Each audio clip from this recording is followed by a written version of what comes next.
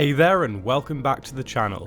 Apologies for the delay in uploads. I've had a busy few weeks, followed by needing to take some time for myself, but I'm ready to start making content again. Now, on with the video. So, one of the problems that I see with more modern episodes of Spongebob is how they handle Squidward as a character. Oftentimes nowadays, he is just punished on screen for the sake of comedic laughs, or just generally written to be a horribly bland and grumpy character without any depth whatsoever. I have spoken in past videos about how I believe the perfect Spongebob formula is having these two characters be paired up due to some kind of circumstance, and having one of them better understand the other's point of view. The comedy comes from this kind of clash and tension, which is where I believe Smooth jazz at Bikini Bottom shines. The episode opens with Squidward gleefully dancing to music as he does his job at the Krusty Krab, happily and efficiently. Which is good, it already shakes up the status quo by having Squidward act in a more warm and open way, akin to SpongeBob's character. Especially given that this happens at Squidward's place of work, which would normally be heavily discouraging for him. This idea is pushed further by Squidward volunteering to give SpongeBob a hand. As the audience can tell, this mood change comes from the soothing music done by Kelpie G, a recurring musician character that Squidward idolises. This burst of warm energy is short-lived as Squidward mocks SpongeBob for not having a ticket to see Kelpie's show, which feels very in character for Squidward. The timing was perfect as Kelpie's tune had ended, breaking Squidward from his immersion. There is a slight fourth wall break joke in that Squidward states he won't show SpongeBob the ticket, believing that he will destroy it due to a series of events. This happens immediately, but it is swallowed by Patrick, who is sat behind Squidward. Honestly, I don't think Patrick's random appearance here was necessary. The ticket could have been destroyed by SpongeBob accidentally just as easily.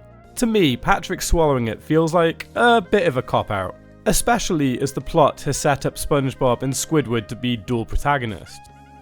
A radio presenter tells the listeners that the winning caller will receive 2 tickets and a backstage pass to meet Kelpie himself.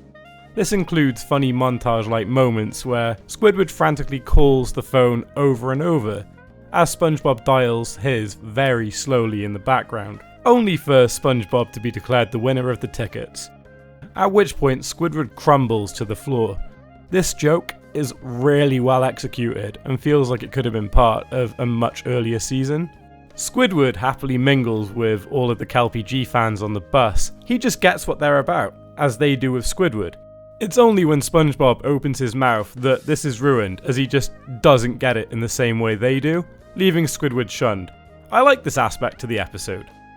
In a very weird way, I feel like it parallels Club Spongebob in a sense. Squidward doesn't get the magic conch shell in the same way that SpongeBob and Patrick do, because they're worshipping a child's toy, something an adult like Squidward finds ridiculous and as a result just doesn't gain anything from it. SpongeBob, being a child, can't appreciate Kelpie's music in the same way these adults can, and as a result Squidward is once again robbed of something. The only difference being SpongeBob isn't aware enough to understand or care, so the plot has to take it away from Squidward. Which makes sense logistically and doesn't feel as cruel since Squidward was mocking SpongeBob for not being able to attend the concert earlier on in the plot. True to form, Squidward's anxiety starts to manifest, so he decides the best possible way to give SpongeBob the slip is by making him stand in a long line to get some lemonade for him. This completely backfires when SpongeBob discovers another lemonade stand without any line. This definitely feels like an excuse to pad the plot a little bit, just for a minute or so, but I found the gag quite funny, so I still think it works.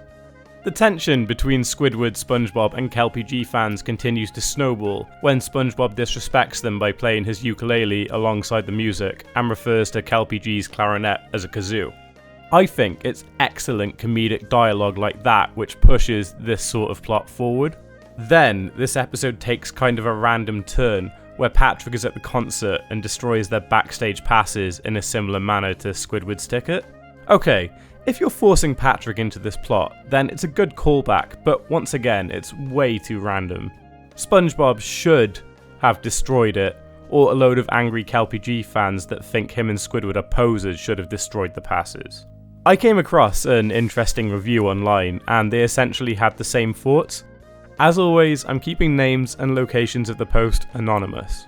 While I can admit that Spongebob episodes are usually good when a plot is well constructed and sticks to it, this one is completely the opposite of that. The episode was supposed to focus primarily more on Spongebob and Squidward, which the whole episode was focusing on for most of the way. Everything was going so well, up until they threw in Patrick for no reason whatsoever. The way they put him in was completely unnecessary. I don't know if the creators just threw him into the episode just to say, let's add him because why not, just because Spongebob was in it. Poorly timed, and especially one that highlights Patrick as an unlikable character. This person points out that Patrick is truly unlikable here is completely accurate, as he does a lot more damage than Spongebob did. After going up on stage, Patrick is chased out by Spongebob, Squidward and security.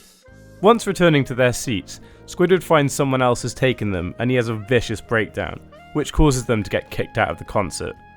Honestly, I think for a sense of resolution to be full, they should have been kicked out, but using Patrick for that seemed to be the wrong way of going about it.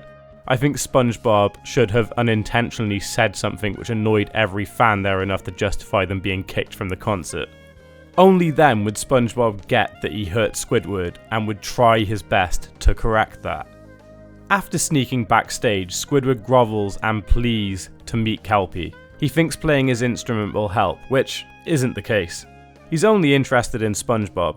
The plot essentially ends by he and SpongeBob jamming together on stage, which works as a comic relief end here, especially viewing it through Squidward's point of view. I think it would have been stronger if Kelpie liked both of their music and jammed with them backstage. I think it would have personalised SpongeBob and Squidward's friendship more, and truly allowed SpongeBob to, well, get it, while also appreciating Squidward more as a friend. I think the fact all the fans applaud SpongeBob takes away from the meaning of the plot a little bit. I have seen some negative responses when researching this episode. A lot of people see it as another episode that cruelly knocks Squidward down. I would disagree.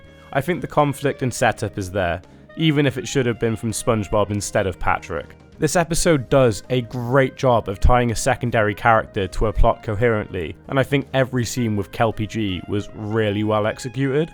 On the whole, I think this episode captured the original conflict presented through SpongeBob and Squidward's relationship, and told a great story with the pair. I will concede that the plot isn't perfect, and had Patrick been removed, then it would have been a much tighter plot overall. I would love to hear your thoughts and comments down below. If you enjoyed what you saw today, then could you please hit that like button and subscribe? Stay close as I post new content every single week.